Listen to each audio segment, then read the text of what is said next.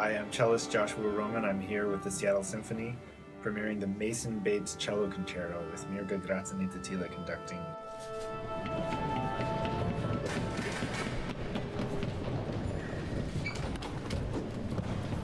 Hey, I just want to tell you all, thank you for your understanding. Hi, I'm composer Mason Bates, and I'm really excited to be here in Seattle with the Seattle Symphony. This week, Joshua Roman, a good friend and longtime collaborator, is premiering my cello concerto.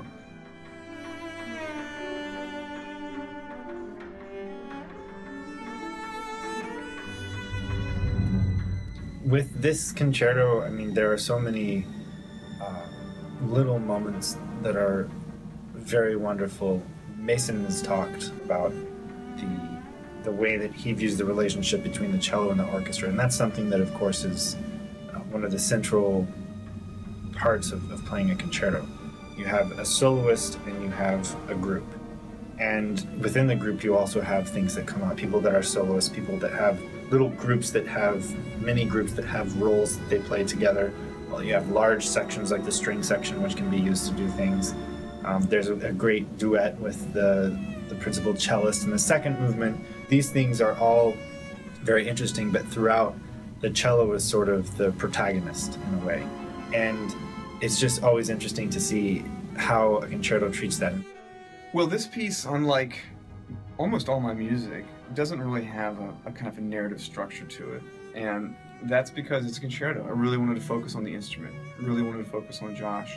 This piece really, starts and ends with the cello. It's a three-movement piece, like a lot of concerti, in a fast, slow, fast form.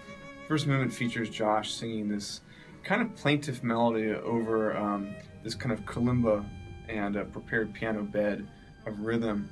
And between his phrases, the orchestra, kind of like is this kind of big creature that kind of passes above and below him. The second movement is a very lyrical, probably, I don't know, center of the piece, I would say, emotionally and obviously in terms of placement. But the actual technique that it was designed around was something that Josh came up with when we were just kind of messing around. I call it ping pong ricochet. It's this kind of ricochet that sounds like, a ball kind of dropping ever faster on the ground. And a lot of this movement is about, Josh kind of featured solo with these orchestral interjections between his phrases in a very soulful way. The last movement starts in a kind of like almost swing type of a feel. By the end, it's completely hair on fire, virtuosic. There's even a moment when Josh picks up a guitar pick and has a whole section where he's kind of playing like a punk rock bassist. It's sort of a dreamy piece in the beginning and very lyrical in the center, and by the end, it really comes in rhythmically.